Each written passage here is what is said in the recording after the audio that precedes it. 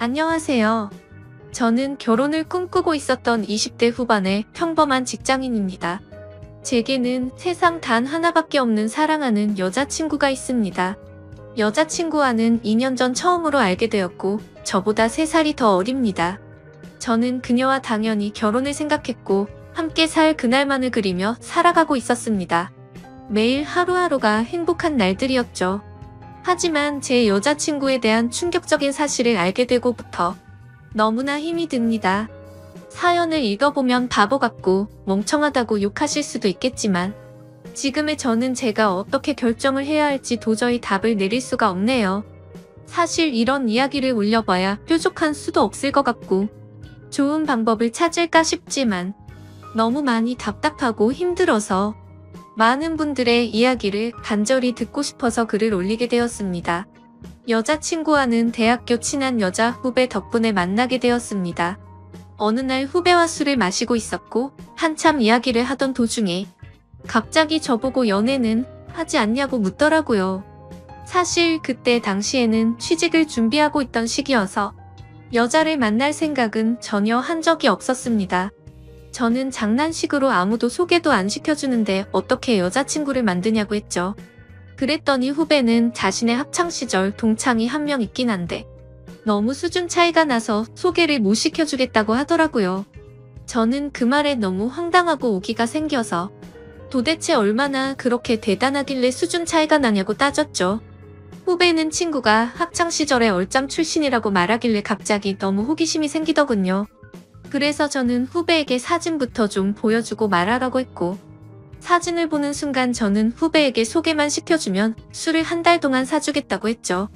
사진만 봐도 후배가 왜 얼짱 출신이라고 하는지 바로 알 수 있었던 외모였고 솔직히 소개팅을 하기에는 제가 한참 꼴리는 기분이라 부담스럽더라고요.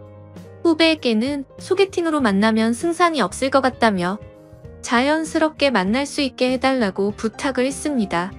그러자 후배는 소개녀와 단둘이 만나자고 약속을 잡을 테니까 저는 친구들과 놀다가 자연스럽게 합류를 하자고 했습니다. 그리고는 미리 친구들에게 말해서 저를 치켜 세워주자는 작전을 짜게 되었죠. 약속 당일날 저는 친구들과 일찍부터 만나서 술을 마시고 있었습니다. 약속 시간이 다가오자 후배는 그 소개녀와 만났고 커피숍에서 얘기를 좀 하다가 자연스럽게 데리고 온다고 문자가 왔습니다. 저는 친구들에게 잘 부탁한다며 자연스럽게 치켜 세워달라고 신신당부를 했죠. 그날따라 너무 긴장이 돼서 시간이 정말 갈 생각을 안 하더군요. 그렇게 한참이 지나고 나서 술집 문이 열렸고 제 후배는 소개녀를 데리고 같이 들어왔습니다. 실제로 처음 보는데 정말 선녀가 들어오는 기분이었죠. 잠깐 사이에 저는 곧바로 첫눈에 반해버렸습니다. 친구들도 저 멀리서 오는 그녀를 보고 대박이라면서 속삭일 정도였으니깐요. 그날 저는 최대한 말도 조심하고 행동도 조심했습니다. 그리고 다 같이 술을 마시면서 점점 분위기는 무르익었고 친구들이 저를 자연스럽게 치켜 올려준 덕분에 그녀도 어느 정도 제게 호감을 가졌는지 조금씩 관심을 보여주더라고요. 솔직히 얼굴만이라도 보고 싶은 마음에 나왔던 자리였고 진짜로 연인으로 발전할 가능성은 극히 낮을 거라고 생각을 했습니다. 그런데 그날 저희는 술에 취하고 분위기에 취해서 결국 어느 정도 관계에 진전이 있었고 따로 몇 차례의 만남을 더 가진 뒤에 제가 고백을 해서 저와 그녀는 연인 사이로 발전하게 되었습니다. 꿈에 그리던 이상형과 말도 안 되는 연인 사이가 되었다는 건 제게는 꿈만 같았죠. 여자친구는 만나면 만날수록 얼굴만 예쁠 뿐만 아니라 성격도 너무 착한 천사 같은 여자였습니다. 저는 능력이 부족해서 좌절감에 빠져서 얼른 취업을 하고 더 많은 걸 해주겠다고 하면 그런 건 전혀 중요하지 않다고 늘 제 마음을 다독여주는 그런 착한 마음씨의 여자친구였습니다. 그렇게 미래를 꿈꾸며 만난 지 어느덧 1년이 지날 때쯤이었습니다. 저는 취직을 해서 직장을 다니는 상태였고 여자친구는 대학교 졸업반이었습니다. 그런데 어느 날부턴가 여자친구가 연락이 잘 되지가 않더라고요. 평소 그러지 않았기에 뭔가 이상해서 계속해서 무슨 일인지 물어보게 됐죠. 그러자 집에 일이 좀 생겨서 그렇다고 말하기가 어렵다고 했습니다. 집안일인데 계속 묻기엔 그래서 그런가 보다 하고 넘어갔습니다. 그 얘기를 묻고 주말에 여자친구를 만나게 되었는데 표정이 좋지가 않더라고요. 그래서 저는 다시금 여자친구에게 물었습니다. 무슨 힘든 일 있는 거냐며 그런 게 있다면 말해달라고 했죠. 그러자 여자친구는 한참을 고민하더니 아버지께서 잘못된 일에 손을 대셨고 결국 집에 너무 큰 빚이 생겼다더군요. 그래서 어쩔 수 없이 알바를 하느라 정신이 없어서 연락이 뜸했다며 미안하다고 하더라고요. 저는 그런 일이 있었으면 진작 말하지라고 했고 당장 제가 모아두었던 돈을 보태어 준다고 했습니다. 괜찮다고 수차례 거절을 했지만 저는 이런 상황에는 고집 부리는 거 아니라고 말하고는 돈을 보내주었죠. 그러고서 더 얘기를 해봤더니 빚이 생각보다 너무 어마무시하더라고요. 그래서 빚을 빨리 갚지 못하면 한 달 이자만 너무 심각하다란 걸 알게 되었습니다. 그래서 저는 알바를 해서 그걸 다 갚을 수 있겠냐고 물었더니 부모님도 열심히 일하고 계시고 자신도 생각보다는 고액 알바를 한다고 하더라고요. 뭔가 그때부터 기분이 이상했고 긴장되는 마음으로 무슨 일인지를 물었습니다. 시급을 많이 준다고 해서 바에서 일을 한다고 대답하더라고요. 물론 생각처럼 너무 심각한 곳은 아니었지만 순간 너무 기분이 더러워졌습니다. 어떻게 바에서 일하는데 나한테 미리 물어보지도 않고 하냐고 화를 냈죠. 여자친구는 그냥 앉아서 대화만 하는 곳이라며 화낼 거 전혀 없다고 말하더군요. 저는 제가 알바라도 해서 같이 도와줄 테니까 당장 그만두고 다른 알바 자리를 찾으라고 했죠. 여자친구는 그 말에 미안하다며 당장 알바를 그만두다고 하면서 울더라고요. 안 그래도 힘든 여자친구한테 화를 낸 게 미안해지더라고요. 그래서 저는 걱정 말라며 다 같이 갚으면 그 정도 빚은 금방 갚을 수 있겠다고 위로해줬습니다. 그리고 나서 저는 곧바로 알바 자리를 찾게 되었죠. 직장을 다니고 있었던 터라 시간이 자유롭고 고액으로 할 수 있는 일을 찾아봤더니 배달 대행이 가장 맞겠다고 생각을 했고 저는 곧바로 일을 시작하게 되었습니다. 처음에는 실수투성이었습니다. 오토바이도 잘 타지 못했던 터라 운전도 서툴렀고 일이 서툴러서 배달을 많이 못하다 보니 수익도 별로 나지를 않더라고요. 그런데 사람은 적응의 동물이라 그런지 배달을 하다 사고도 몇 번 나보고 지리적으로 익숙해지고 나니깐 그때부터는 점점 수익이 많이 오르게 되었습니다. 여자친구는 제가 오토바이를 타고 운전을 하는 걸 항상 걱정했죠. 그러면서 동시에 제게 너무 고맙다고 평생 이 고마움 다 갚아나갈 거라고 하더라고요. 그때는 이런 시련이 저희의 만남에 있어서 더욱더 끈끈한 사이가 되게 해주고 평생을 살면서 흔들리지 않을 좋은 계기가 될 거라고 굳게 생각을 했습니다. 하지만 그런 긍정적인 생각들은 절대 보잘것없는 헛된 생각이란 걸 알게 해주더군요. 제 인생에서 가장 큰 충격을 받은 날이라 정확히 기억납니다. 문제가 생기게 된 그날은 주말 일요일 저녁 7시쯤이었습니다. 저는 주말에도 쉬는 걸 포기하고 배달 대행 알바를 하고 있었죠. 그런데 제가 처음 여자친구를 소개받던 날 함께 있었던 친구에게서 연락이 왔습니다.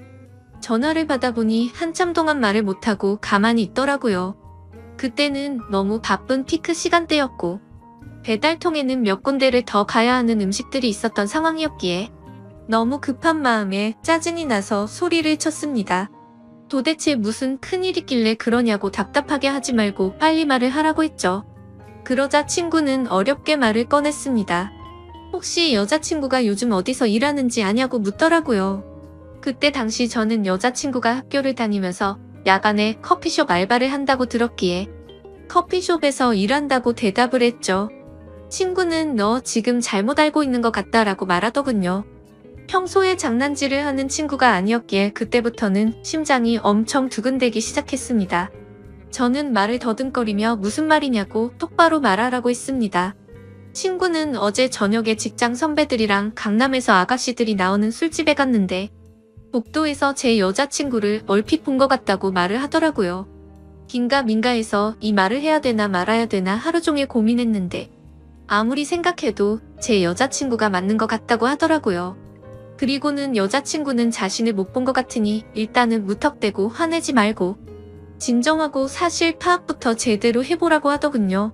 너무 갑작스러운 소리를 하길래 깜짝 놀랐고 기가 막혀서 말조차 나오지가 않더라고요.